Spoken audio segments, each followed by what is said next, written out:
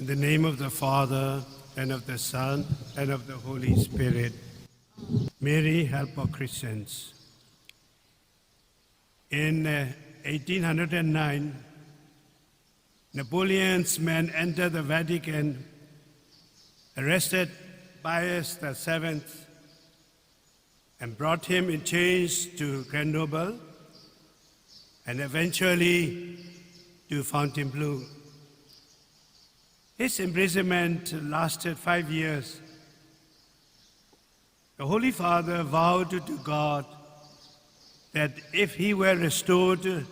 the Roman See, he would institute a special feast in honor of Mary. Military reverses forced Napoleon to release the Pope, and on May 24th, 1814, Pius VII returned in triumph to Rome. 12 months later, the Pope decreed that the Feast of Mary, Help of Christians, be kept on 24th of May. Mary, Mother of the Church. The title Mother of the Church, Mater Ecclesiae, was first used by Brennengoud, Bishop of Treves, 1125, in his writings. Later, authors such as Saint Antonius, Archbishop of Florence, 1458, and Saint Lawrence Giustiniani, 1455, also invited the Church to venerate Mary as her mother. My dear brothers and sisters, in communion with the Holy Father, following the example of the first Christians, communities in this time of great trial, we lift up to the Lord, through the intercession of the Blessed Virgin Mary, unceasing supplications for the end of the pandemic. Today in particular, at this shrine of Our Lady of Lourdes, Nyaulebe, we wish to pray for the COVID-19 pandemic,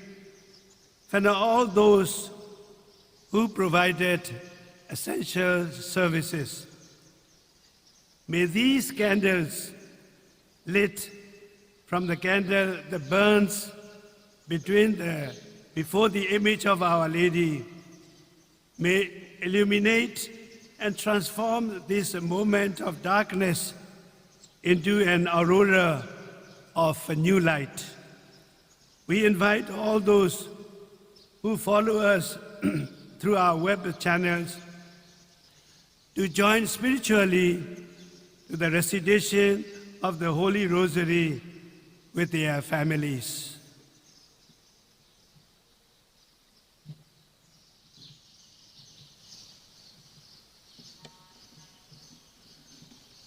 Alonso Tanai Butado, Mumiro Pansino Butado, Camino Piago, Chino Yonjili Mechin Shibati, Camino Idabadio Taro, Yesu Christus, the Kenti, Tansino, Winjano, Api, Breakthrough, Yuromu, Kanya Maria, Pamin, Namuti, Ponsu, Pilato, Minata, Duka, Stia, Chinkan, Namuye, the Jena, Tata, Atado Tray, along the go Tunjuti, Aunia Yato, Sinja, Ramuye, Tatiani, Rintidru, Suma, Shimia, Tamna, Tamuti. Kong Mudo Tata Mui, Alonso Tanino Mutada, Camino Piai, Leabama Tiny Romudi, Thomas Sinu de Rogo, Saint Setoram and Twala Lake, E. John Chatter Gule, Tino Yonjili Machin Shiba E.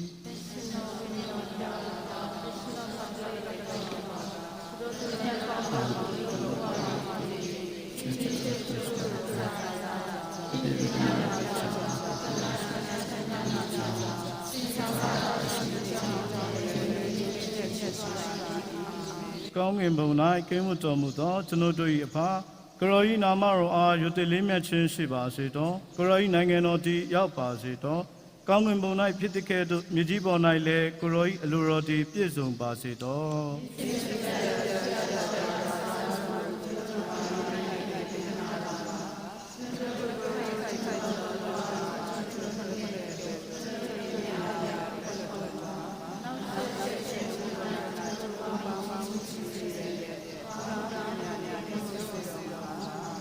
ဂုံကျေးဇူးတော်နှင့်ပြည့်စုံတော်မူသောမာရိယာသခင်မအားမင်္ဂလာရှိစေတည်းဘုရားသခင်သည်သခင်မ၌ကင်းဝတ်တော်မူ၍မိန်းမတကာတို့တွင်သခင်မတည်မူမြတ်တော်မူသည်သခင်မ၏ဝမ်းတော်၌ပရိသေရတော်မူသောယေရှုတည်လည်းမူမြတ်တော်မူသည်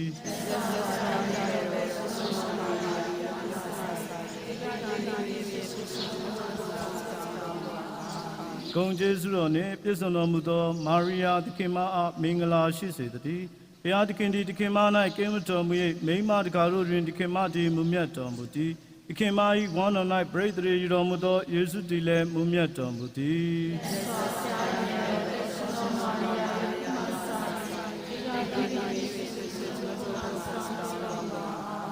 ဂုံကျေးဇူးတော်နှင့်ပြည့်စုံတော်မူသောမာရိယာသခင်မအားမင်္ဂလာရှိစေတည်းဘုရားသခင်သည်သခင်မ၌ကင်းဝတ်တော်မူ၍မိန်းမတကာတို့တွင်သခင်မတည်မူမြတ်တော်မူသည်သခင်မ၏ဝမ်းတော်၌ပရိသေရတော်မူသောယေရှုတည်လည်းမူမြတ်တော်မူသည်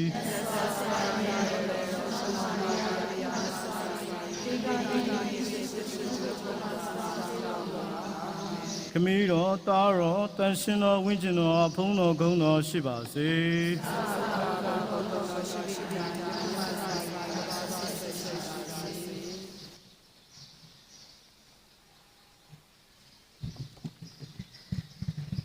ပထမဝမ်းမြောက်ပွဲရနဲ့လာစွာသောချက်၌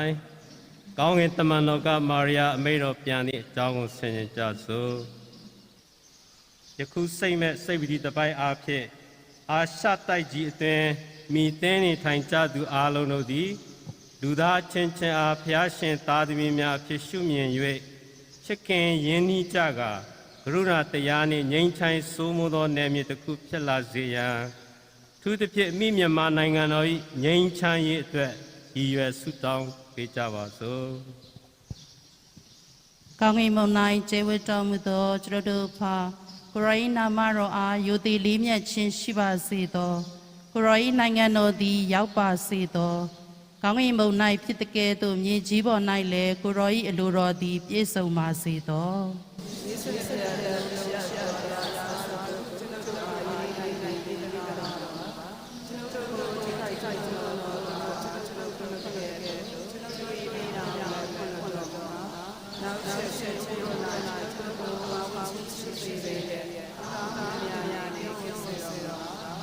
ဂုဏ်ကျေးဇူးတော်နှင့်ပြည့်စုံတော်မူသောမာရိယာသခင်မအားမင်္ဂလာဖြစ်စေတည်းဘုရားသခင်သည်သခင်မ၌ကျင့်ဝတ်တော်မူ၍မိန်းမတကာတို့တွင်သခင်မသည်မူမြတ်တော်မူသည်သခင်မ၏ဝမ်းတော်၌ပရိသေရယူတော်မူသောယေရှုသည်လည်းမူမြတ်တော်မူသည်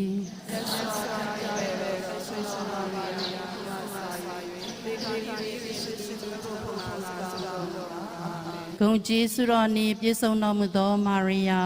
သခင်မအားမင်္ဂလာဖြစ်စေတည်းဘုရားသခင်သည်သခင်မ၌ကျင့်ဝတ်တော်မူ၍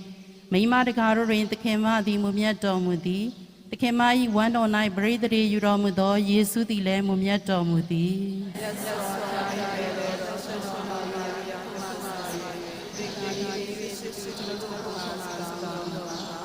ဂုဏ်ကျေးဇူးတော်နှင့်ပြည့်စုံတော်မူသောမာရိယာသခင်မအားမင်္ဂလာဖြစ်စေတည်းဘုရားသခင်သည်သခင်မ၌ကျင့်ဝတ်တော်မူ၍မိန်းမတကာတို့တွင်သခင်မသည်မူမြတ်တော်မူသည်သခင်မ၏ဝမ်းတော်၌ပရိသေရယူတော်မူသောယေရှုသည်လည်းမူမြတ်တော်မူသည်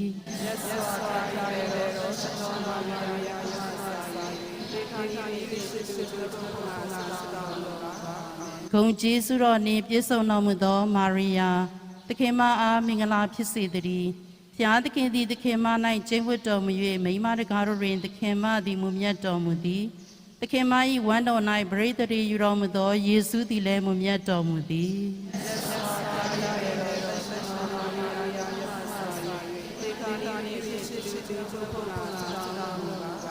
ဂုဏ်ကျေးဇူးတော်နှင့်ပြည့်စုံတော်မူသောမာရိယာသခင်မအားမင်္ဂလာဖြစ်စေတည်း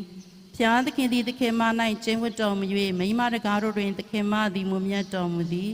သခင်မ၏ဝမ်းတော်၌ပရိသေရယူတော်မူသောယေရှုသည်လည်းမူမြတ်တော်မူသည်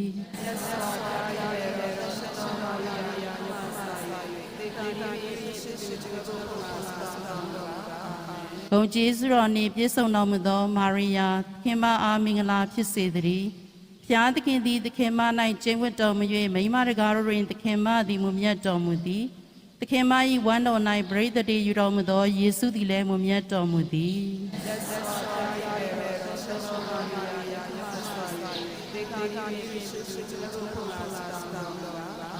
ဂုဏ်ကျေးဇူးတော်နှင့်ပြည့်စုံတော်မူသောမာရိယာသခင်မအားမင်္ဂလာဖြစ်စေတည်း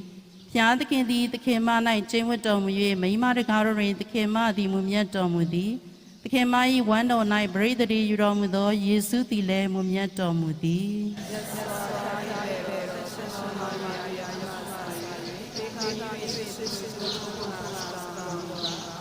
ဂုဏ်ကျေးဇူးတော်နှင့်ပြည့်စုံတော်မူသောမာရိယာသခင်မအားမင်္ဂလာဖြစ်စေတည်းဖျားသခင်သည်သခင်မ၌ကျင့်ဝတ်တော်မူ၍မိန်းမတကားတို့တွင်သခင်မသည်မူမြတ်တော်မူသည်သခင်မ၏ဝမ်းတော်၌ပရိသတ်ယူတော်မူသောယေရှုသည်လည်းမူမြတ်တော်မူသည်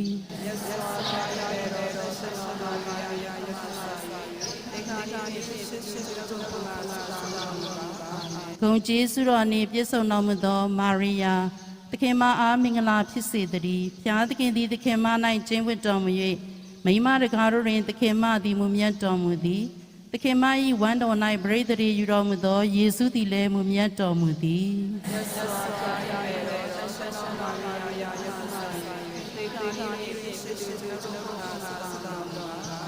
ဂုဏ်ကျေးဇူးတော်နှင့်ပြည့်စုံတော်မူသောမာရိယာ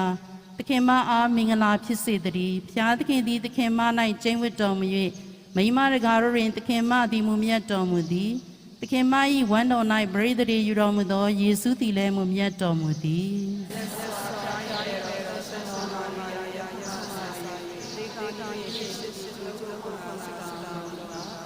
ခမည်းတော်သားတော်တန်ရှင်သောဝိညာဉ်တော်အားဖုံးတော်ဂုဏ်တော်ရှိပါစေ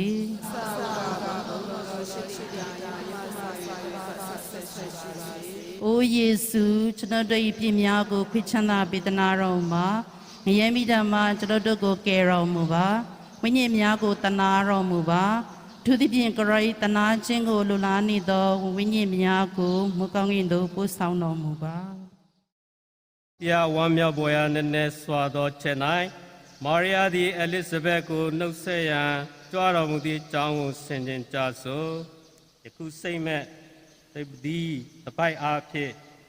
ကျွန်းနိုင်ငံသားများနဲ့လူသားအလုံးဟာသမုဒ္ဒရာတွင်ကျင်လည်ကျက်စားနေတဲ့တ attva များရဲ့အသက်တဘောဝမြစ်ချောင်းစိတ်ဆန်းများရဲ့အလတ်တရားနဲ့တန်ဖိုးများရေလောက်သားများရဲ့အသက်နဲ့ဂုဏ်သိက္ခာ၎င်းတို့ရဲ့လူအခွင့်အရေးများကိုလေးစား၍စောင့်ရှောက်ပေးကြရန်၎င်းသူတစ်ဖြစ်မိမြန်မာနိုင်ငံ၌တရားမျှတခြင်းစိုးမိုးနိုင်ရန်၎င်းရည်ရွယ်ဆုတောင်းပေးကြစို့ကောင်းကင်ဘုံ၌ကိန်းဝတ်တော်မူသောကျွန်တော်ဖာကရောဤနမတော်အားယုတည်လျက်ခြင်းရှိပါစေသောကရောဤနိုင်ငံတော်တည်ရောက်ပါစေသောကောင်းကင်ဘုံ၌ဖြစ်တဲ့ကဲ့သို့မြေကြီးဘုံ၌လည်းကရောဤအလိုတော်တည်ပြည့်စုံပါစေသော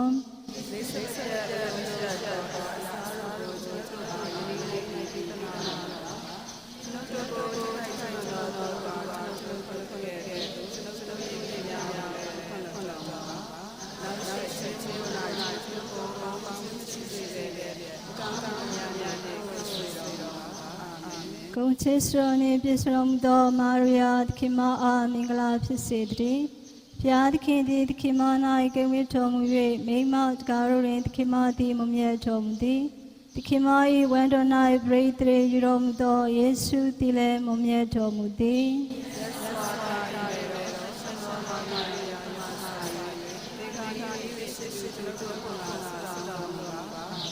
ဂုဏ်ကျေးဇူးနှင့်ပြည့်စုံတော်မူသောမာရိယာသခင်မအားမင်္ဂလာဖြစ်စေတည်းဘုရားသခင်သည်သခင်မ၌ကိန်းဝတ်တော်မူ၍မိန်းမတကားတို့တွင်သခင်မသည်မမြတ်တော်မူသည်သခင်မ၏ဝမ်းတော်၌ပရိသတ်ယူတော်မူသောယေရှုသည်လည်းမမြတ်တော်မူသည်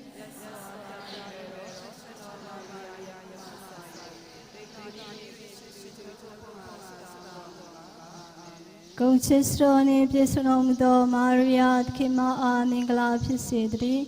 ဘုရားသခင်သည်သခင်မ၌ကိန်းဝတ်တော်မူ၍မိန်းမတကားတို့တွင်သခင်မသည်မမြတ်တော်မူသည်သခင်မ၏ဝမ်းတော်၌ပရိသတ်ယူတော်မူသောယေရှုသည်လည်းမမြတ်တော်မူသည်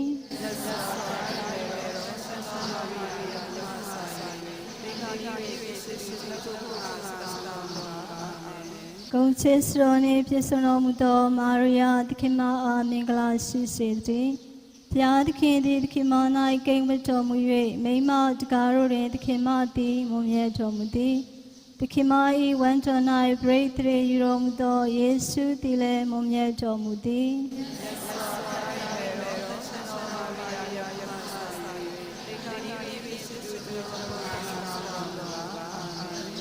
ဂုဏ်ချစ်စတော်နှင့်ပြည့်စုံတော်မူသောမာရိယာသခင်မအားမင်္ဂလာရှိစေတည်း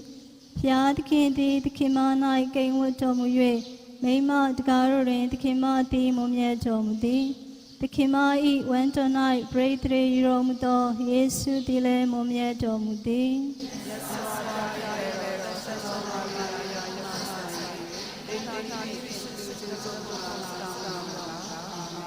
ဂုဏ်ချစ်စတော်နှင့်ပြည့်စုံတော်မူသောမာရိယာသခင်မအားမင်္ဂလာရှိစေတည်းဘုရားသခင်သည်သခင်မ၌ကိန်းဝတ်တော်မူ၍မိန်းမတကားတို့တွင်သခင်မသည်မွန်မြတ်တော်မူသည်သခင်မ၏ဝန်တော်၌ပရိသေယူတော်မူသောယေရှုသည်လည်းမွန်မြတ်တော်မူသည်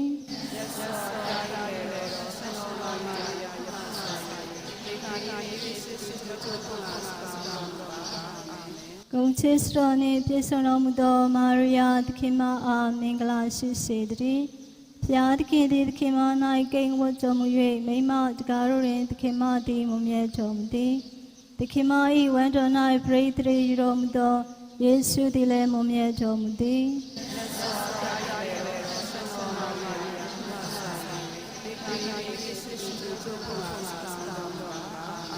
ဂုဏ်ချစ်စတော်နှင့်ပြည့်စုံတော်မူသောမာရိယာသခင်မအားမင်္ဂလာရှိစေတည်းဘုရားသခင်သည်သခင်မ၌ကိန်းဝတ်တော်မူ၍မိန်းမတကားတို့တွင်သခင်မသည်မွန်မြတ်တော်မူသည်သခင်မ၏ဝန်တော်၌ပရိသေယူတော်မူသောယေရှုသည်လည်းမွန်မြတ်တော်မူသည်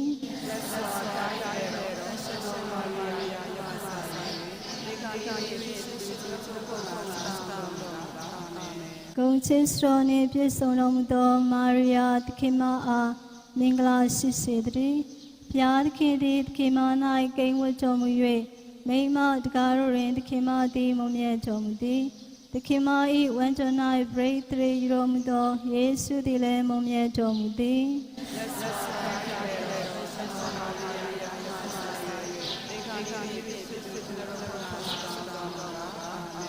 ဂုဏ်ချစ်စတော်နှင့်ပြည့်စုံတော်မူသောမာရိယာသခင်မအားမင်္ဂလာရှိစေတည်း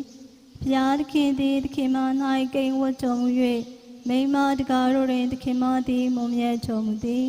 သခင်မ၏ဝန်တော်၌ပရိသေယူတော်မူသောယေရှုသည်လည်းမွန်မြတ်တော်မူသည်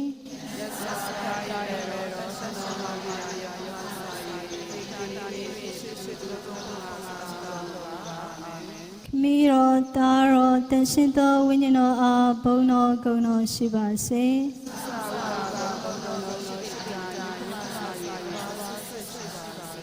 အိုယေရှုသူတို့မြောက်ပြချမ်းသာပေးသနာတော်မူပါ။မြတ်မြတ်သောချစ်တော်ကိုခေတော်မူပါ။ဒီမြောက်ကိုသနာတော်မူပါ။သူတို့ဖြင့်ကိုယ်၏သနာခြင်းကိုလိုလားနေသောဝိညာဉ်မြောက်တတိယဝမ်းမြောက်ပွဲရာနဲ့နဲစွာသောချက်၌ယေရှုဖျားရှင်သည်ဗက်သလင်မြို့နွားစခွဲ၌ပွားမြင်တော်မူသည့်အကြောင်းကိုဆင်ခြင်ကြစို့ယခုစိတ်မဲ့စိတ်ပတိတပိုက်အားဖြင့်ဥရောပတိုက်တလွားရှိပြောင်းရွှေ့နေထိုင်ကြသူများနဲ့အိမ်ယာမဲ့သူများတို့ဟာကိုလုံးရာဒေဟာအပေခံထီးကြံသူများဟာမိတ်ကောင်းဆွေကောင်းဖျားနာသူများသူတစ်ဖြစ် COVID-19 ဝေဒနာရှင်များအာကုသဖေးမမှုများခံစားရရှိနိုင်ဖို့အတွက်နဲ့သူတစ်ဖြစ်မိမြန်မာနိုင်ငံတော်အတွင်းစီလုံးချင်းရှိရန်အတွက်ရည်ရွယ်ဆုတောင်းပေးကြစို့ကောင်းကင်ဘုံ၌ကိန်းဝတ်တော်မူသောကျွန်တော်ရဲ့ဖကိုရိနာမတော်အားယူတည်လေးမြတ်ခြင်းရှိပါစေသောကိုရိနိုင်ငံတော်သည်ရောက်ပါစေသောကောင်းကင်ဘုံ၌ဖြစ်တဲ့ကဲ့သို့မြေကြီးပေါ်၌လည်းကိုရောအလိုတော်သည်ပြည့်စုံပါစေသော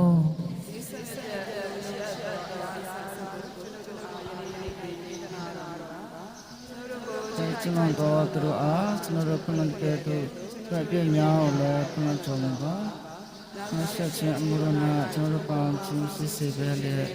ကောင်းများနဲ့ပြည့်စုံတော်မူပါအာမင် ကုံကျေးဇူးတော်နှင့်ပြည့်စုံတော်မူသောမာရိယာသခင်မအားမင်္ဂလာဖြစ်စေတည်းဖျားသခင်သခင်မ၌ကင်းတော်မူမိမတကားတို့သခင်မသည်မြတ်တော်မူသည်ခင်မဝန္ဒနာပြု၍ဆွဲတော်မူသောယေရှုသည်လည်းမြတ်တော်မူသည်အခမဆိုင်ဒီနေ့ကုံကျေးဇူးတော်နှင့်ပြည့်စုံတော်မူသောမာရိယာသခင်မအားမင်္ဂလာဖြစ်စေတည်းဖျားသခင်သခင်မ၌ကင်းတော်မူမိမတကားတို့သခင်မသည်မြတ်တော်မူသည်ခင်မဝန္ဒနာပြု၍ဆွဲတော်မူသောယေရှုသည်လည်းမြတ်တော်မူသည်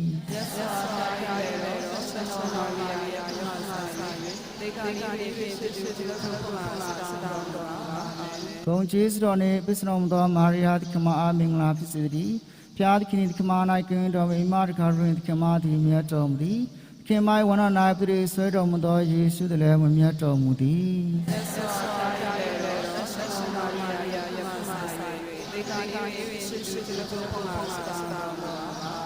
ဘုံကျေးဇူးတော်နှင့်ပြည့်စုံတော်မူသောမာရိယာသခင်မအားမင်္ဂလာဖြစ်စေတည်းဖျားသခင်သခင်မ၌ကင်းတော်မူမိမတကားတို့သခင်မသည်မြတ်တော်မူသည်ခင်မဝန္ဒနာပြု၍ဆွဲတော်မူသောယေရှုသည်လည်းမြတ်တော်မူသည်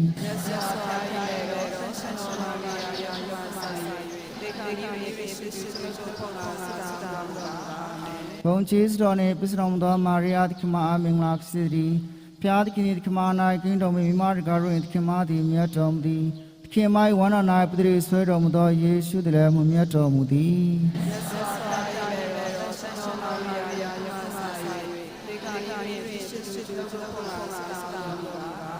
ဘုံကျေးဇူးတော်နှင့်ပြည့်စုံတော်မူသောမာရိယာသခင်မအားမင်္ဂလာဖြစ်စေတည်းဖျားသခင်သခင်မ၌ကင်းတော်မူမိမတကားတို့သခင်မသည်မြတ်တော်မူသည်ခင်မဝန္ဒနာပြု၍ဆွဲတော်မူသောယေရှုသည်လည်းမြတ်တော်မူသည်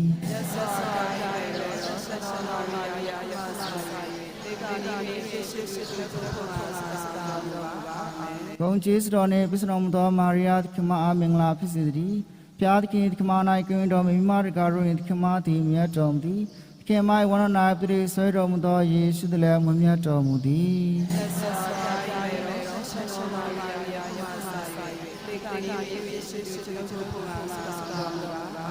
ဘုံကျေးဇူးတော်နှင့်ပြည့်စုံတော်မူသောမာရိယာသခင်မအားမင်္ဂလာဖြစ်စေတည်းဖျားသခင်သခင်မ၌ကင်းတော်မူမိမတကားတို့သခင်မသည်မြတ်တော်မူသည်ခင်မဝန္ဒနာပြု၍ဆွဲတော်မူသောယေရှုသည်လည်းမြတ်တော်မူသည်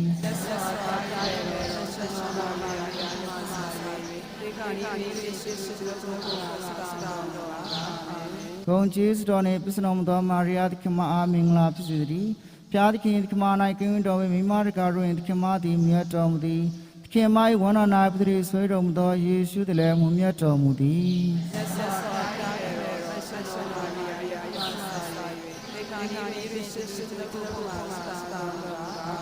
ဘုံကျေးဇူးတော်နှင့်ပြည့်စုံတော်မူသောမာရိယာသခင်မအားမင်္ဂလာဖြစ်စေတည်းဖျားသခင်သခင်မ၌ကင်းတော်မူမိမတကားတို့သခင်မသည်မြတ်တော်မူသည်ခင်မဝန္ဒနာပြု၍ဆွဲတော်မူသောယေရှုသည်လည်းမြတ်တော်မူသည်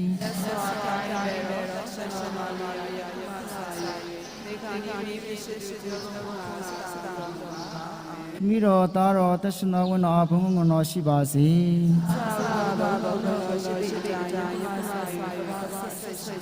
အိုယေရှုကျွန်တော်အပြစ်များကိုခွင့်ချ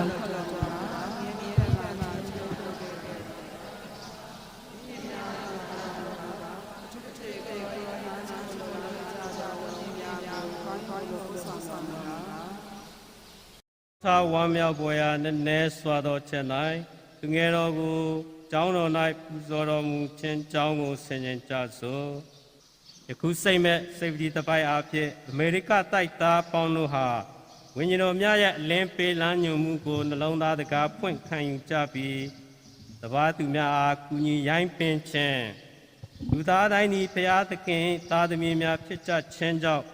ညီကိုမောင်နှမများဖြစ်ရှုမြင်ဆက်ဆံနိုင်စေရန်နှင့်သူတစ်ဖြစ်မိမြန်မာနိုင်ငံ၌သူဂုံတိတ်ခါကိုလေးစားမှုရှိကြရန်အတွက်ရည်ရွယ်ဆုတောင်းပေးကြပါစို့။ကောင်းကင်ဘုံ၌ကိန်းဝဲတော်မူသောကျွန်ုပ်တို့၏ပါကိုရောဤနမတော်အားယိုသေးလေးမြတ်ခြင်းရှိပါစေသောကိုရောဤနိုင်ငံတော်သည်ရောက်ပါစေသော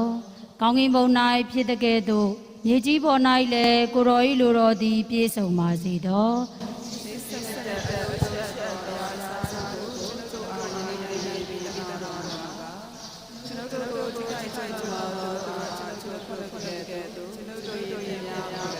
တော်မူမြတ်စွာခြင်းကိုနာခြင်းကိုကောင်းခြင်းရှိစေဂုံကျေးဇူးတော်နှင့်ပြည့်စုံတော်မူသောမာရိယာသခင်မအားမင်္ဂလာရှိစေတည်းဘုရားသခင်သည်သခင်မ၌ကိန်းဝတ်တော်မူ၍မိန်းမတကားတို့တွင်သခင်မသည်မွန်မြတ်တော်မူသည်သခင်မ၏ဝမ်းတော်၌ပရိသေရေယူတော်မူသောယေရှုသည်လည်းမွန်မြတ်တော်မူသည်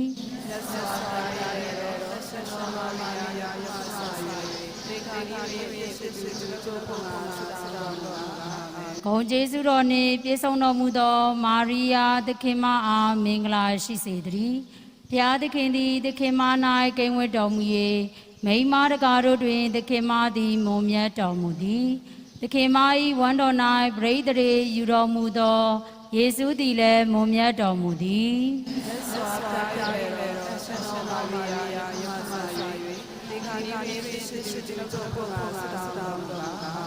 ဂုံကျေးဇူးတော်နှင့်ပြည့်စုံတော်မူသောမာရိယာသခင်မအားမင်္ဂလာရှိစေတည်းဘုရားသခင်သည်သခင်မ၌ကိန်းဝတ်တော်မူ၍မိန်းမတကားတို့တွင်သခင်မသည်မွန်မြတ်တော်မူသည်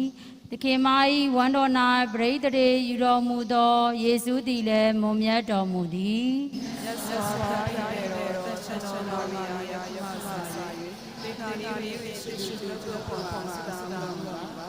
ဂုံကျေးဇူးတော်နှင့်ပြည့်စုံတော်မူသောမာရိယာသခင်မအားမင်္ဂလာရှိစေတည်းဘုရားသခင်သည်သခင်မ၌ကိန်းဝတ်တော်မူ၍မိန်းမတကားတို့တွင်သခင်မသည်မွန်မြတ်တော်မူသည်သခင်မ၏ဝမ်းတော်၌ပရိသေရေယူတော်မူသောယေရှုသည်လည်းမွန်မြတ်တော်မူသည်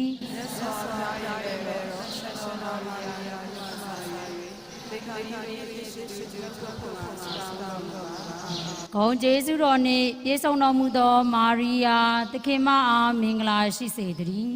ဘုရားသခင်သည်သခင်မ၌ကိန်းဝတ်တော်မူ၍မိန်းမတကားတို့တွင်သခင်မသည်မွန်မြတ်တော်မူသည်သခင်မ၏ဝမ်းတော်၌ပရိသေရေယူတော်မူသောယေရှုသည်လည်းမွန်မြတ်တော်မူသည်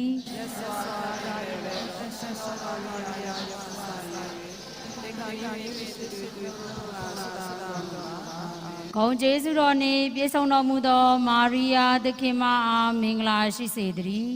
ဘုရားသခင်သည်သခင်မ၌ကိန်းဝတ်တော်မူ၍မိန်းမတကားတို့တွင်သခင်မသည်မွန်မြတ်တော်မူသည်သခင်မ၏ဝမ်းတော်၌ပရိသေရေယူတော်မူသောယေရှုသည်လည်းမွန်မြတ်တော်မူသည်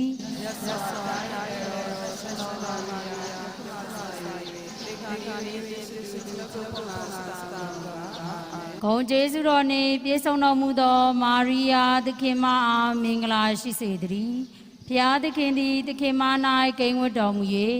မိန်းမတကားတို့တွင်သခင်မသည်မွန်မြတ်တော်မူသည်သခင်မ၏ဝမ်းတော်၌ပရိသေရေယူတော်မူသောယေရှုသည်လည်းမွန်မြတ်တော်မူသည်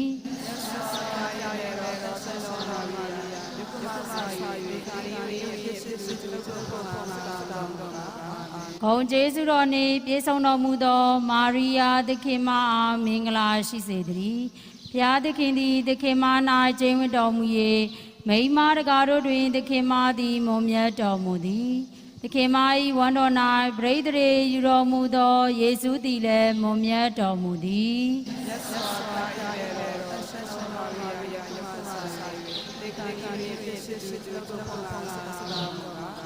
ဂုံကျေးဇူးတော်နှင့်ပြည့်စုံတော်မူသောမာရိယာသခင်မအားမင်္ဂလာရှိစေတည်းဘုရားသခင်သည်သခင်မ၌ကိန်းဝတ်တော်မူ၍မိန်းမတကားတို့တွင်သခင်မသည်မွန်မြတ်တော်မူသည်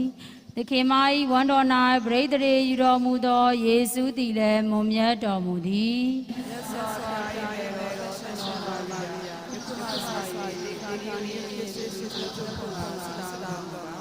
ဂုံကျေးဇူးတော်နှင့်ပြည့်စုံတော်မူသောမာရိယာသခင်မအားမင်္ဂလာရှိစေတည်းဘုရားသခင်သည်သခင်မ၌ကိန်းဝတ်တော်မူ၍မိန်းမတကားတို့တွင်သခင်မသည်မွန်မြတ်တော်မူသည်သခင်မ၏ဝမ်းတော်၌ပရိသေရေယူတော်မူသောယေရှုသည်လည်းမွန်မြတ်တော်မူသည်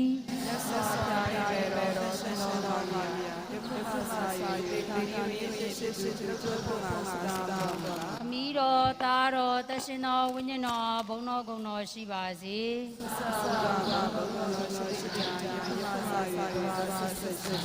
အိုယေရှု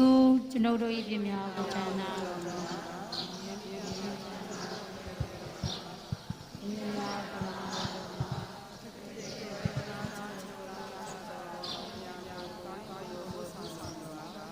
ယစမဝမ်းမြောက်ပွဲရတဲ့နဲ့စွာသောချက်၌သူငယ်တော်ယေရှုကိုဗိမာန်တော်၌ပြန်လည်သွေးရှိသည့်အကြောင်းကိုဆင်ခြင်ကြစို့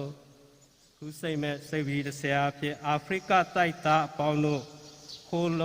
လုံခြုံသောအင်္ဂေဟာပိုင်ဆိုင်ခြင်းဖူလုံသောကောက်ပဲသီးနှံရရှိခြင်းမိမိတို့မိသားစုနှင့်လူအတိုင်းဝိုင်းလိုအပ်မှုများကိုစောင့်ရှောက်ပံ့ပိုးပေးနိုင်ခြင်းများခံစားရရှိကာစိန်လန်းလပ်ပတ်သောတိုက်ကြီးအားတန်မိုးထားထိန်းသိမ်းနိုင်မည်အကြောင်းနှင့်အမိမြန်မာနိုင်ငံတော်တာယာဝပြောခြင်းရှိရန်နိုင်ငံတော်တလွားအမှန်တရားနဲ့ဘုံကောင်းကျိုးအတွက်ဘဝတွေကိုဆွန့်လွတ်ပေးဆက်ကြသူများရဲ့ဝိညာဉ်များအတွက်ပါထူးတတိယရည်ရွယ်ဆုတောင်းပေးကြပါစို့ ကောင်းကင်ဘုံ၌ကျွမ်းတော်မူသောကျွန်တော်၏ဖာကိုရိုနာမတော်အာယုတိလင်းများခြင်းရှိပါစေသောကိုရိုနိုင်ငံတော်တည်ရောက်ပါစေသောကောင်းကင်ဘုံ၌ဖြစ်တဲ့ကဲ့သို့မြေကြီးပေါ်၌လည်းကိုရိုရဲ့လူတော်တည်ပြည့်စုံပါစေသောယေရှုရဲ့ပြည့်စုံသောအာသာကိုကျွန်တော်တို့အားရည်နိုင်နေကြပါလားကျွန်တော်တို့၌ကြောက်တော်သောကျွန်တော်တို့ရဲ့ကဲ့သို့ကျွန်တော်တို့ရဲ့ပြည့်စုံတာကိုဖုလောပါနောက်ဆက်ချီရိုနာကျွန်တော်တို့ဘာမှမရှိစေပဲတဲ့တောင်းတများများနေကြစေရောအာမင်ဘုန်းကျေးဇူးတော်နှင့်ပြည့်စုံတော်မူသောမာရိယာသခင်မမင်္ဂလာဖြစ်စေတည်းဖျားသခင်သည်သခင်မ၌ကျင့်တော်မူ၍မိမတကားရသခင်မသည်မမြတ်တော်မူသည်သခင်မဝမ်းတော်၌ပရိသနေယူတော်မူသောယေရှုသည်လည်းမမြတ်တော်မူသည်ယေရှုအားရပေတော်ဆက်တော်မာရိယာယောဟန်သေခါရီဖြစ်စေတော်ဘုန်းကျေးဇူးတော်နှင့်ပြည့်စုံတော်မူသောမာရိယာသခင်မမင်္ဂလာဖြစ်စေတည်းဖျားသခင်သည်သခင်မ၌ကျင့်တော်မူ၍မိမတကားရသခင်မသည်မမြတ်တော်မူသည်သခင်မ၏ဝမ်းတော်၌ပရိသနေယူတော်မူသောယေရှုသည်လည်းမမြတ်တော်မူသည်သက်သာပါရတော်ဆက်တော်မာရိယာယောဟန်သေခါရီဖြစ်စေတော်ဘုန်းကျေးဇူးတော်နှင့်ပြည့်စုံတော်မူသောမာရိယာသခင်မမင်္ဂလာရှိစေတည်းဖျားသခင်သည်သခင်မ၌ကျင့်တော်မူ၍မိမတကားရသခင်မသည်မမြတ်တော်မူသည်သခင်မ၏ဝမ်းတော်၌ပရိသနေယူတော်မူသောယေရှုသည်လည်းမမြတ်တော်မူသည်လက်ဆက်စွာရတော်ဆက်စွာမာရိယာသခင်မသာ၍ဒီယေရှုသည်ကိုကိုပါစတာဘုန်းကျေးဇူးတော်နှင့်ပြည့်စုံတော်မူသောမာရိယာသခင်မမင်္ဂလာရှိစေတည်းဖျားသခင်သည်သခင်မ၌ကျင့်တော်မူ၍မိမတကားရသခင်မသည်မမြတ်တော်မူသည်သခင်မ၏ဝမ်းတော်၌ပရိသနေယူတော်မူသောယေရှုသည်လည်းမမြတ်တော်မူသည်သက်သာစွာရလက်ဆက်တော်မာရိယာယခုမှစ၍ခန္ဓာ၏ယေရှုသည်ကိုကိုပါစတာဘုန်းကျေးဇူးတော်နှင့်ပြည့်စုံတော်မူသောမာရိယာသခင်မမင်္ဂလာရှိစေတည်းဖျားသခင်သည်သခင်မ၌ကျင့်တော်မူ၍မိမတကားရသခင်မသည်မမြတ်တော်မူသည်သခင်မ၏ဝမ်းတော်၌ပရိသနေယူတော်မူသောယေရှုသည်လည်းမမြတ်တော်မူသည်သက်သာစွာရတော်ဆက်တော်မာရိယာယောဟန်သေခါရီဖြစ်စေတော်ဘုန်းကျေးဇူးတော်နှင့်ပြည့်စုံတော်မူသောမာရိယာသခင်မမင်္ဂလာရှိစေတည်းဖျားသခင်သည်သခင်မ၌ကျင့်တော်မူ၍မိမတကားရသခင်မသည်မမြတ်တော်မူသည်သခင်မ၏ဝမ်းတော်၌ပရိသနေယူတော်မူသောယေရှုသည်လည်းမမြတ်တော်မူသည်သက်သာပါရတော်ဆက်တော်မာရိယာယခုမှစ၍ဒီနေ့ယေရှုသည်ကိုပါစတာဘုန်းကျေးဇူးတော်နှင့်ပြည့်စုံတော်မူသောမာရိယာသခင်မမင်္ဂလာဖြစ်စေတည်းဖျားသခင်သည်သခင်မ၌ကျင့်တော်မူ၍မိမတကားရသခင်မသည်မမြတ်တော်မူသည်သခင်မ၏ဝမ်းတော်၌ပရိသနေယူတော်မူသောယေရှုသည်လည်းမမြတ်တော်မူသည်သက်သာပါရတော်ဆက်တော်မာရိယာယခုမှစ၍ဒီနေ့ယေရှုသည်ကိုပါစတာ ဂုဏ်ကျေးဇူးတော်နှင့်ပြည့်စုံတော်မူသောမာရိယာသခင်မမင်္ဂလာရှိစေတည်းဖျားသခင်သည်သခင်မ၌ကျွန်းတော်မူ၍မိမတကားတို့၏သခင်မသည်မမညတ်တော်မူသည်သခင်မဝမ်းတော်၌ပရိသနေယူတော်မူသောယေရှုသည်လည်းမမြတ်တော်မူသည်မြတ်စွာဘုရား၏တော်ဆက်ဆံတော်မူရာယခုမှစ၍သင်၏ယေရှုရှိတော်ကိုဟာစကားတော်ဂုဏ်ကျေးဇူးတော်နှင့်ပြည့်စုံတော်မူသောမာရိယာသခင်မမင်္ဂလာရှိစေတည်းဖျားသခင်သည်သခင်မ၌ကျွန်းတော်မူ၍မိမတကားတို့၏သခင်မသည်မမြတ်တော်မူသည်သခင်မဝမ်းတော်၌ပရိသနေတော်မူသောယေရှုသည်လည်းမမြတ်တော်မူသည်မြတ်စွာဘုရား၏တော်ဆက်ဆံတော်မူရာယခုမှစ၍သင်၏ယေရှုရှိတော်ကိုဟာစကားတော်မူဂုဏ်ကျေးဇူးတော်နှင့်ပြည့်စုံတော်မူသောမာရိယာသခင်မမင်္ဂလာရှိစေတည်းဖျားသခင်သည်သခင်မ၌ကျွန်းတော်မူ၍မိမတကားတို့၏သခင်မသည်မမြတ်တော်မူသည်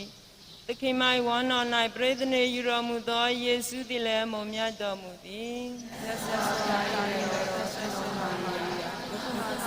၍သင်၏ယေရှုရှိတော်ကိုဟာစကားတော်မူအာမင်သမီးတော်သားတော်တန်ရှင်တော်ဝိညာဉ်တော်ဘုန်းတော်ကိုယ်တော်ရှိပါစေသာဝတ္တဘုန်းတော်ရှိကြအိုယေရှုကျွန်တော်တို့ပြည့်များခွင့်ချမ်းသာပေးသနာတော်မူပါပြည့်ညံမှာကျွန်တော်တို့ကိုကယ်ဆယ်တော်မူပါဝိညာဉ်အလုံးသူတစ်ဖြစ်ကရတနာကျွန်တော်လာဝိညာဉ်များမူကောင်းကဲ့သို့ပို့ဆောင်တော်မူပါ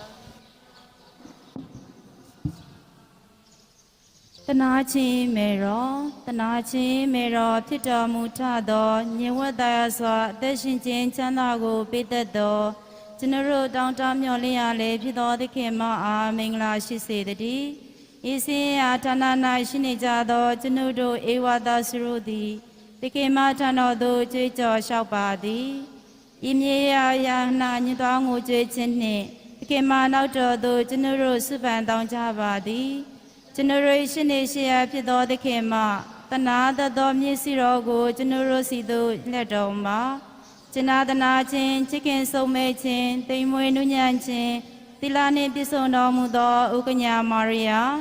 ဤစင်ရာဌာနမှလွတ်မြောက်သောအခါသခင်မရဲ့ဝန်ကောင်း၌ဆွေတော်မူပြီးသောအထူးလွတ်မြတ်တော်မူလာသောသားတော်ယေရှုကိုကျွန်ုပ်တို့အားပြတော်မူပါအာမင်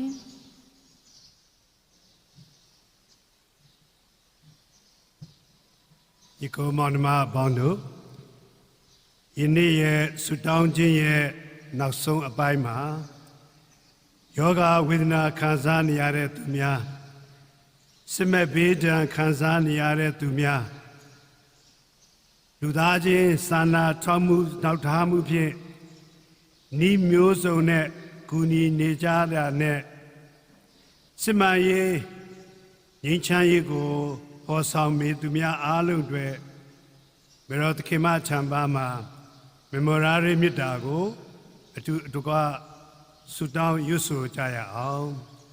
မေမောရာရီမြတ်တာအိုယေရှုပြုတတ်သောသီလရှင်များခင်မထံတော်၌ဘလုံးသူမိဒီကခင်မမကြီးကိုမခံရပဲဒီဒီဟုမကြားဘူးပါသောကြောင့်ပြရှိသူကျွန်တော်လည်းစိဗန်တဲ့ခြင်းနှင့်ခင်မထံတော်သို့လုံးကြီးကိုးစား၍ချင်းကားရောက်လာပါသည်လူ၏အဖြစ်ကိုရမှုသောသားတော်ဘုရား၏မြတ်မေတော်တို့တောင်းသည့်ဆုကိုညင်ပယ်တော်မူပါနှင့်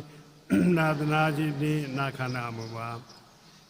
ရားသခင်သည်သင်တို့အားလုံးနှင့်အတူရှိပါစေအနန္တတကုတော်ရှင်မြတ်စွာဘုရားခမည်းတော်သားတော်သရှင်သောဝိညာဉ်သည်သင်တို့အားလုံးတို့အားကောင်းကြီးမင်္ဂလာပေးသနာတော်မူပါစေသောအာမင်